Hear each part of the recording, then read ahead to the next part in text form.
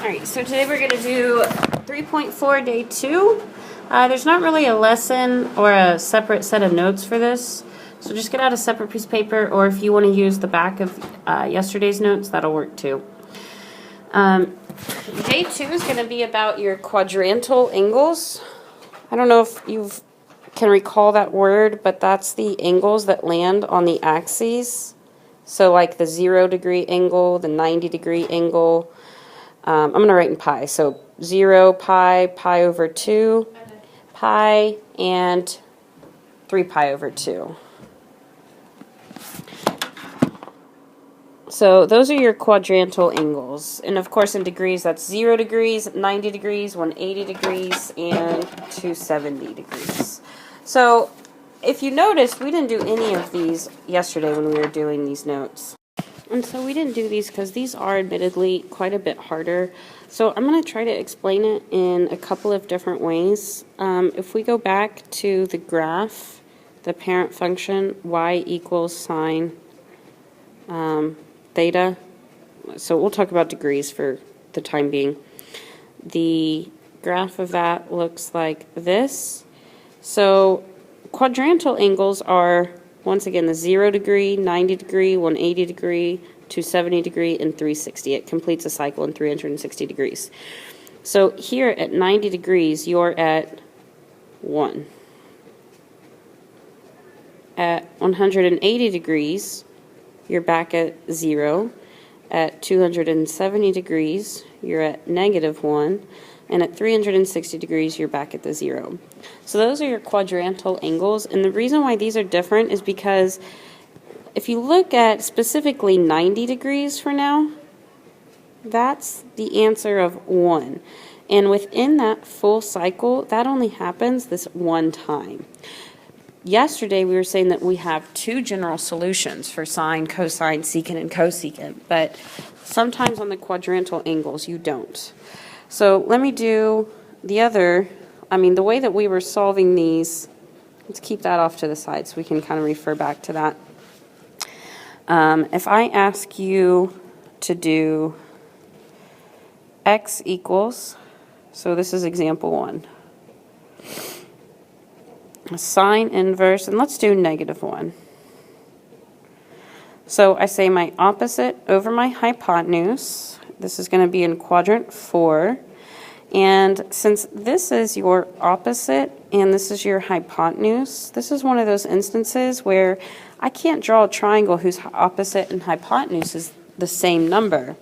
But I can say, well, when they're the same number, it's going to be on an axis. So it's either here or here. But remember that your opposite is like your up to down. Opposite is up. And that's supposed to be -1, according to the ratio. So your opposite is -1 here. And that's at the angle -pi over 2. Now, so it's not this one at all. This is our answer. Now, typically we say, let's try to draw another picture that maintains this ratio. And if that ratio is going to stay -1 over 1, it's definitely still going to land us on an axis. So let's take a look at all the axes that we have left. So I haven't used this one, or this one. The problem, of course, is that you're saying that your opposite is supposed to be -1. That doesn't happen at either one of these answers. And so that's why for this quadrantal angle, this -pi over 2 is going to be our only general solution. Even though we tried to make another, none of these other ones worked. And so our only general solution is x equals -pi over 2 plus or minus, and we're still going to add 2 pi in. Because think about why we add 2 pi in. Because when we add 2 pi in, you say that not only is -pi over 2 an answer, but so is every addition of a full circle around. And so that's why we're adding 2 pi in. All right, so our first, second, and third, positives, first, second, and third. Well, even though we'd like to use -pi over 2, we can't because it's a negative. We wanted positives. So if you add 2 pi, get a common denominator, that's 4 pi over 2. You get 3 pi over 2 Add 2 pi again is 7 pi over 2 and 11 pi over 2. And so those are your answers to x equals sine inverse of negative 1. All right, let's do another example.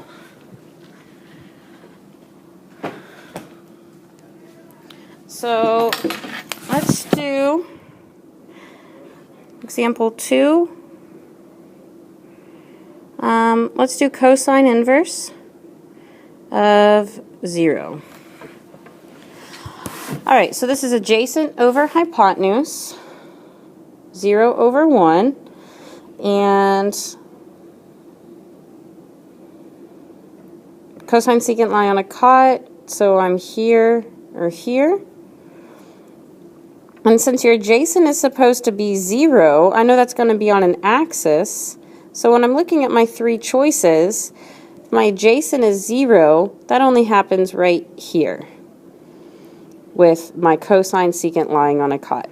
So far I have the answer right here. This represents an adjacent of 0. Now we want a second answer. You should always have a second answer for sine, cosine, secant, and cosecant. So if I think about all the other axis choices, I've already said that these two don't work because those represent an adjacent movement. But what about this answer right here?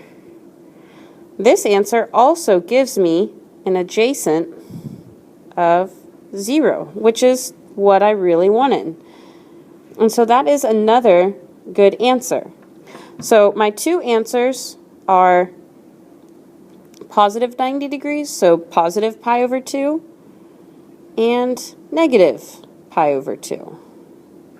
So, part A, x equals positive pi over 2 plus or minus 2 pi n, and negative pi over 2 plus or minus 2 pi n. So first, second, and third, I can go ahead and use pi over 2 as a first good answer. And then if I add 4 pi over 2, I get to 5 pi over 2. And using negative pi over 2, adding 4 pi over 2, you get to 3 pi. So the last answer was 3 pi over 2. All right, let's do another one.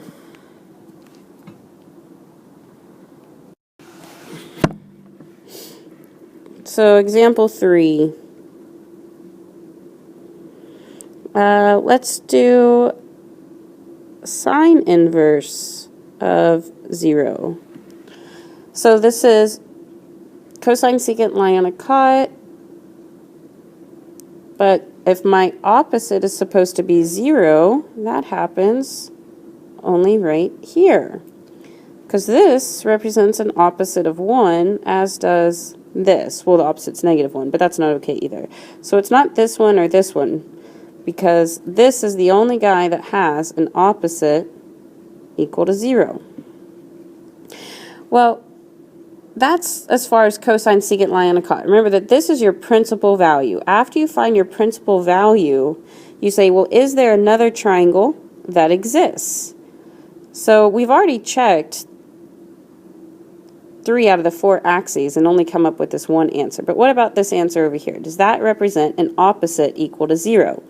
And the answer to that is yes, it does. So this is another example in which this quadrantal angle still has 2 answers. It has the answer 0, or 0 right here, 0 pi, and full pi. This is like 0 degrees. Right here is 0 degrees, and this is like 180 degrees. So in radians, 0 pi and 1 pi. So x equals 0 pi plus or minus 2 pi n, and x equals 1 pi plus or minus 2 pi n. So when you get your first 3 positives, I'd be pretty lenient on this. If you want to consider 0 as a positive, I would accept that. And then you'd come over here to 2 pi. And then you have to also use the other answer, which was pi. And if you didn't consider 0 positive, then you might have had these 3. But if you had these 3, I'd be fine with that too, because you could argue with me that 0 pi is positive, and that'd be fine. All right, and that's it for today's notes.